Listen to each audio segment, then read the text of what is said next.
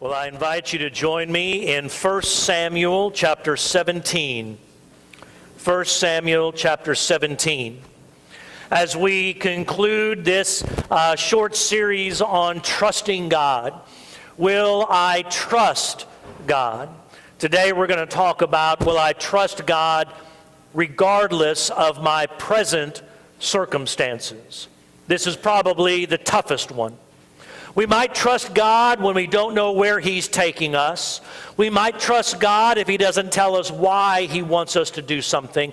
We may trust God even if we have to decrease so that He can increase. But trusting God in spite of our present circumstances, those issues that we see right in front of us, those issues that we're feeling deeply right now, will I trust God anyway? And I think this is where it gets tough. Some might say this is where the rubber hits the road. This is where it gets real. Am I going to trust God? Because we can, well, yeah, I trust God. But when life smacks you in the face, will you still trust God? When your situation right now is bleak, when it's difficult, when you're grieving, when you're sorrowful, or you're mad as a hornet, will you trust God anyway? And these are the difficult times. Because when you believe in the promise of God, but your current circumstances would suggest otherwise, how are you going to respond? Because that is the issue in this story today. Many times we preacher types like to pull out David and Goliath and talk about how you can slay the giants in your life. It's a great motivating message. We all like to use it. The problem is that's not the issue in this chapter. The issue in this chapter, in this moment in the life of David, is this. God promised them the land. By covenant, He promised them the land. And this pagan Philistine is coming in and he is defying the promise of God. He's challenging the very promise of God. He's coming in and he is saying, oh, you think your God is so big? Then somebody come out here and fight me and we'll see whose God is bigger. That's the issue. Am I going to walk by faith in what God has told me? Or am I going to run away in fear because I can't see it right now? Let me tell you, it's really tempting to run away in fear. And it's so tempting, in fact, that the king was doing it, and the army was doing it, and David's family was doing it. Everybody was doing it. Everybody was shaking in their boots. Everyone was afraid of Goliath. Somehow, along the way, they had all forgotten what God had done. Somehow, along the generations, they had all forgotten or set aside, or the present circumstances were so overwhelming that suddenly they became blind to what God had already been doing. He had brought them out of Egypt. They had crossed on dry ground across the Red Sea. They watched as it enveloped Pharaoh and his army. They watched as kingdom after kingdom after kingdom fell before their very eyes as they entered into the promised land. They saw all of these things, and yet somehow, by the time we get here, they had all forgotten that. Because that which was right in front of them was so difficult to see beyond. You've been there. I've been there. And so the choice is this: will I trust God anyway? Am I going to trust Him anyway? That's the question for today. And so as we dive into this, we begin to unpack some of these things. My dad was an air traffic controller for a number of years.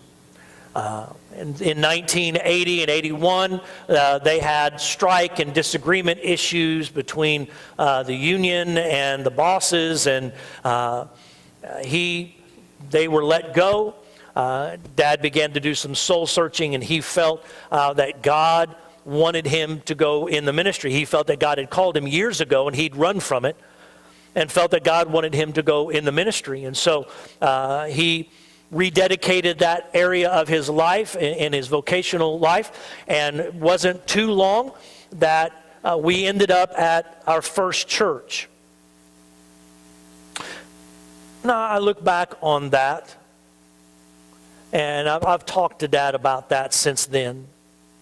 And here's the deal. That was a tough assignment.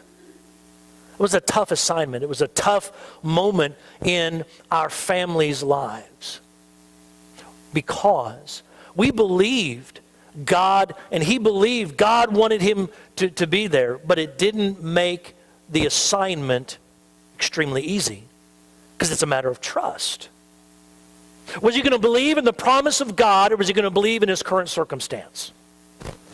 Was he going to believe that God wanted him here, or is he going to believe in the empty cupboard and realize, hey, maybe this wasn't it after all? And these are the issues that we face sometimes.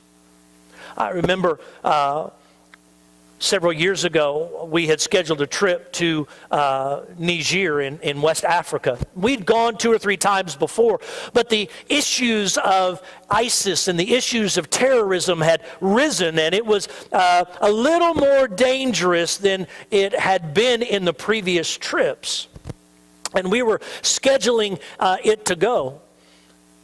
And Dulcie will tell you, on this particular trip, she said, I don't want you to go. I don't want you to go on this trip. And I prayed about that, and I prayed about that. And I said, I really feel I'm supposed to go on this trip. What do you do? Because in Mali, a bordering country, Christians had just been kidnapped. And yet, and in Nigeria, there was all kinds of issues going on. What do you do? Well, I went. But it doesn't mean that there wasn't some issues that we had to work through. Were we going to believe that we feel called by God to do this? Or are we going to look at the circumstances? And it was a test for us. And it was a difficult time to go through. I mean, we'll be very honest with you. I believe with my whole heart that I'm supposed to be standing here right now doing what I'm doing with you as my church family. Not a shadow of a doubt.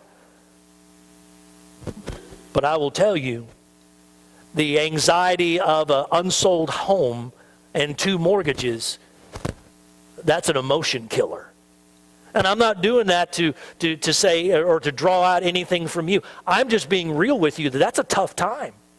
It's difficult to believe in the promise of God, but the present circumstances at times would make you want to question that.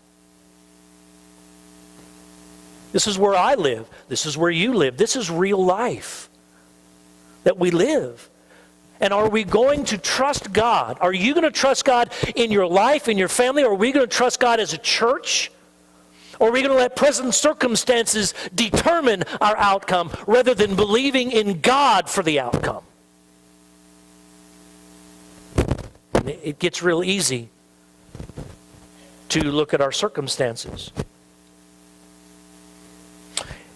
In chapter 17, it says, the Philistines gathered their forces for war at Soko in Judah and encamped between Soko and Azekah in Ephes Damim.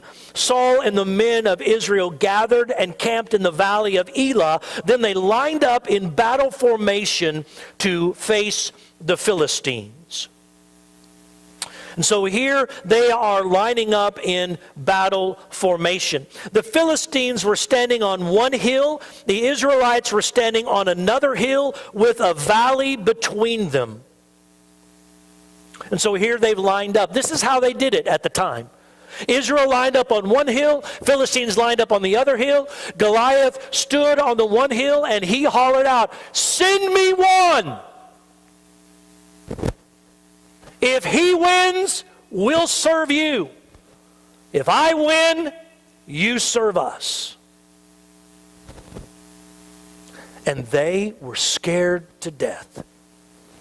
I mean, this guy was 9 feet tall, thereabouts. And, he wasn't like 9 feet tall and skinny. I mean, I could probably take a 9-foot tall guy who hadn't eaten in 6 or 8 years.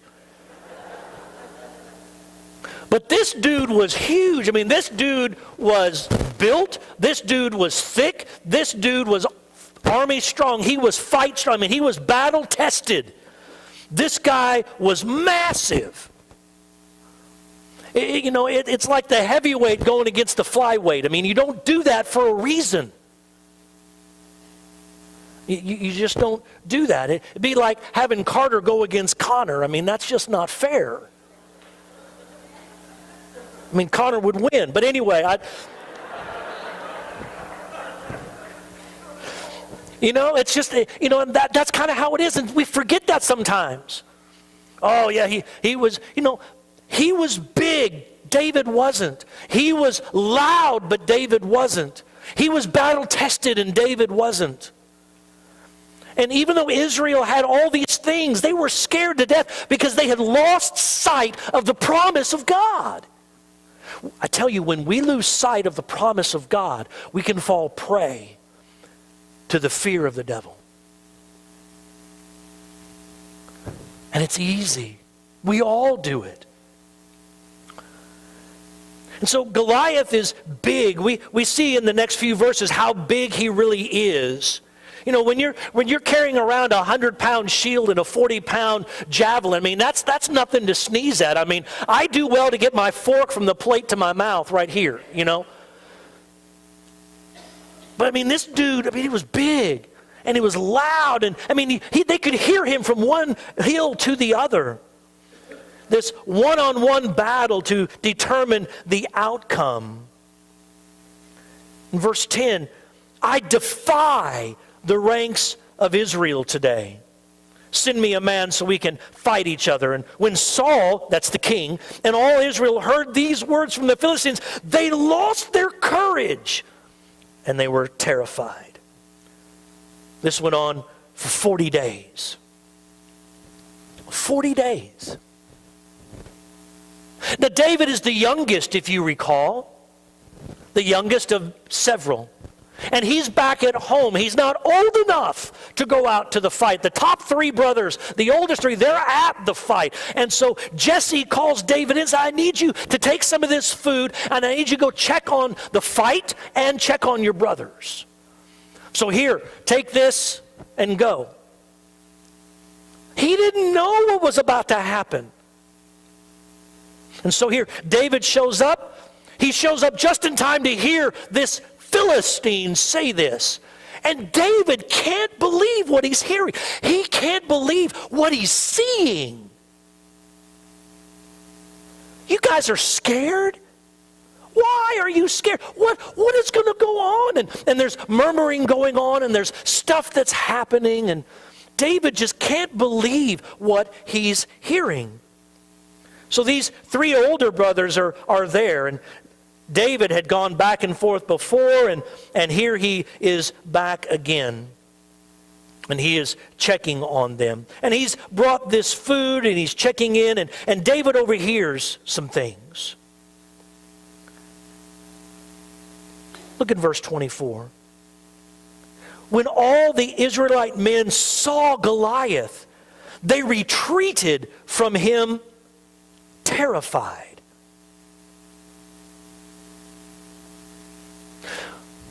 What's staring at you today that makes you terrified? What are you staring at that just raises your anxiety level? What are you staring at that God's already told you it's going to be handled, but your stress level is off the charts anyway? For me, it's 2 mortgages. What's it for you? You see, God has already called and He's already promised. But right now, what's going on in your world that the devil wants you to question it? What's going on in your family? What's going on at your job? What's going on in your relationships? What's going on in your finances? What's going on that causes you to question the goodness of God, the call of God, the promise of God? Well, I started tithing and now my bank account, man, I don't know what's going on. What's causing you to question whether or not you should follow the promise of God? Well, I rededicated my life to God, but it just seems like everything has gone haywire ever since then. What's causing you to question that commitment? Israel had already been promised, but now they see Goliath, and it's causing them to question the very promise of God. So David hears this, and he sees this.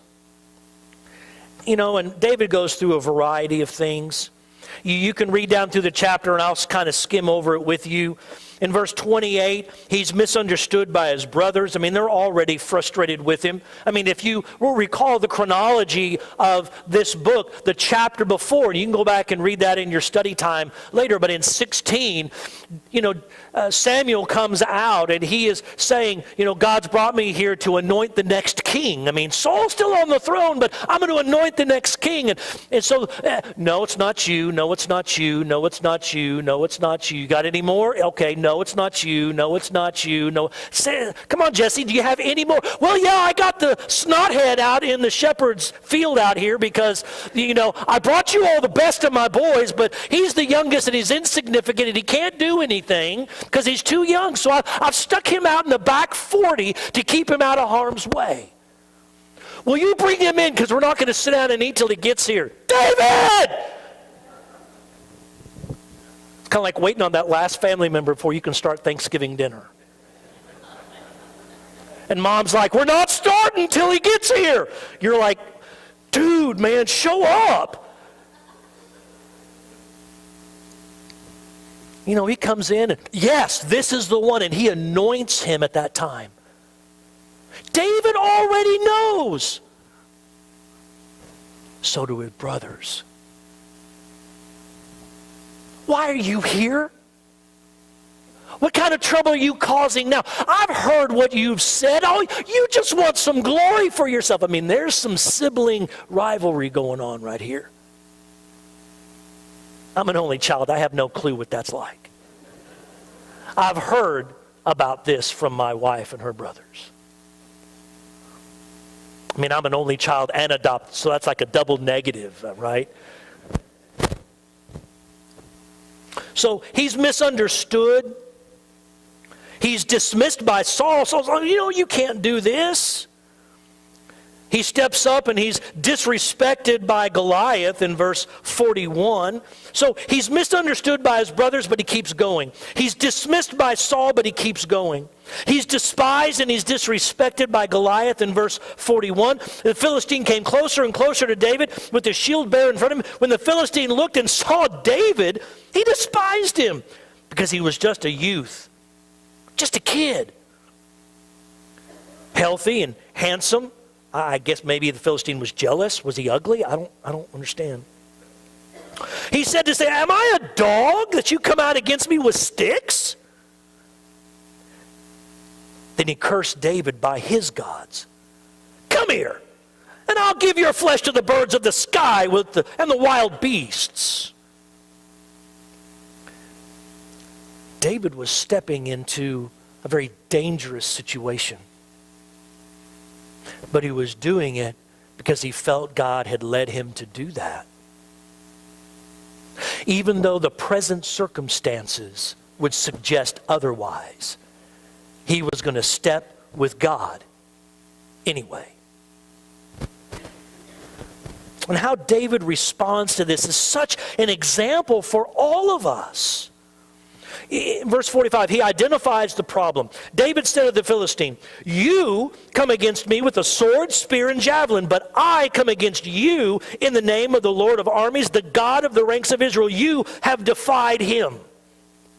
You see, David saw the physical. It's not that he didn't see the reality of what stood before him. I mean, he has walked up and he's like, I tell you, this is what's going to happen. And Goliath is just like, bring it. You see, it's not that we have to ignore the problem. And it's not that we have to, in our Christianness, say, oh, there is no problem. No, it's not that you deny the problem. It's just that you see it, but you understand the unseen power behind it. You see, that's where we have to get to as followers of Christ. See, far too often we see the problem and we're like, wow, that's huge. And we get fearful and we run away.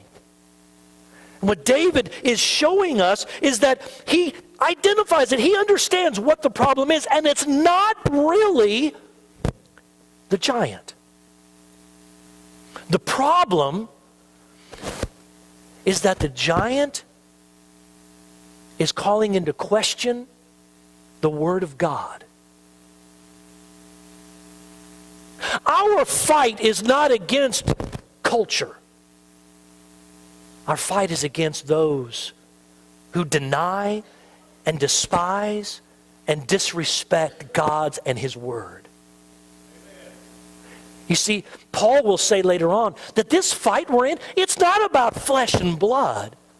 It was never about David and Goliath. It was never about how big he was and how small David was. That's what they all wanted it to be. But David saw it for what it was. This is a spiritual fight, not a physical one. The real problem that we face is not what is right in front of us. The real problem is, am I going to trust God in spite of it?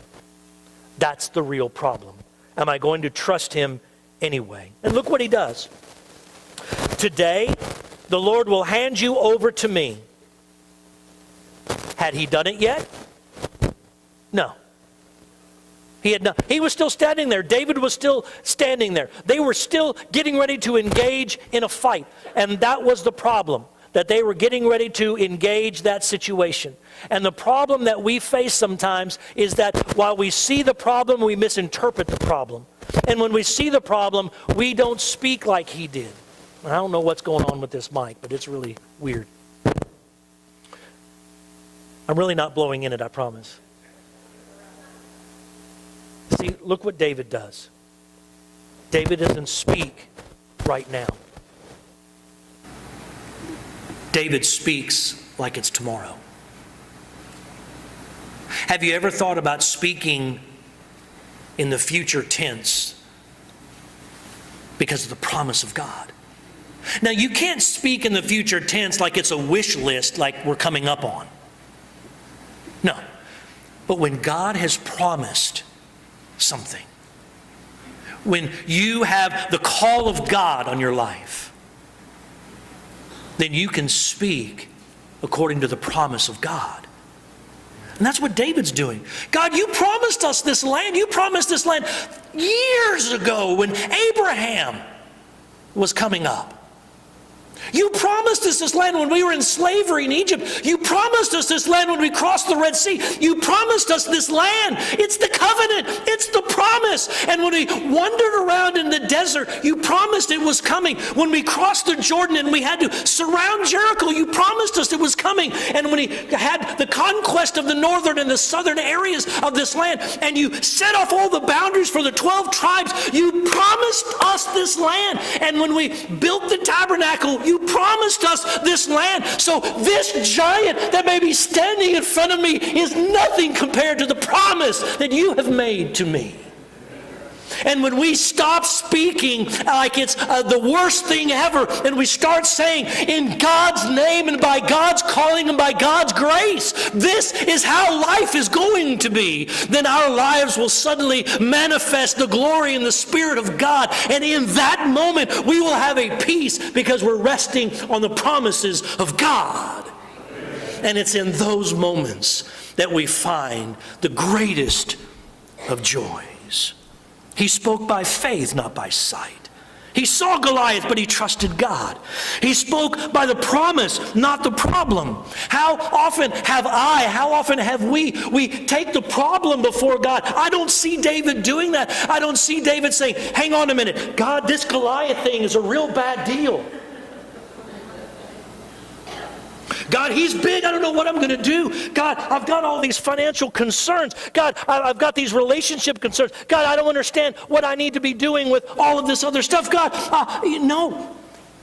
He identified the problem, but he rested in the promise of God. And we as followers of Christ have to stop focusing on the problem and start focusing on the solution. The problem is there, but the solution is better. The problem is real, but the solution is higher. The problem is going to face issues with us, but God can solve all of those issues. My friends, let us stop operating out of a sense of fear of the problem and start focusing on our faith in a Savior.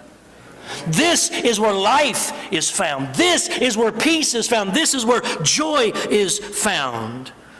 David was mindful of God's power and not his own. And he wanted to give God the glory, not himself. Today, the Lord will hand you over to me. Today, I'll strike you down. Remove your head. Give the corpses of the Philistine camp to the birds of the sky and the wild creatures of the earth. Then all the world will know that Israel has a God. My friends, stop focusing on the problem and start seeing God for his promises. Speak to those promises. But you notice what he did at the last. All of this is going to be solved, but God is going to get the glory. Don't rob God of the glory. This is how we jump when the present circumstances would suggest otherwise. How are you going to respond to your present circumstances? Are you going to look at yourself and you're going to say, you know what, my sin is too big, God can't handle that. Oh, my past is too much, God can't deal with that. Or are you going to respond by faith and say, God, that's real, but I trust you to be more. This is actual. I have all of these things that I've done. All this sin guilt has stacked up. But I believe that when you paid the debt for me in Jesus Christ on the cross, it was a complete debt removal. It was a complete debt payment. I believe and I will trust not in my problem, but I will believe in the possibility of the promise. So I place my faith in Jesus Christ. God, take my life. I will give it to you, such as it is, by faith. Forgive me and lead me. You may be here today and you've never done that. Today is your day. Today is your moment. Will you respond by faith? Or maybe you get caught up in your problems. You get caught up in the fears of today and the fear-mongering that goes on both ends of the news cycle. And God is saying, I'm giving you a vision. I'm giving you a moment. I'm giving you a tomorrow. Stop living in yesterday and start living in tomorrow today.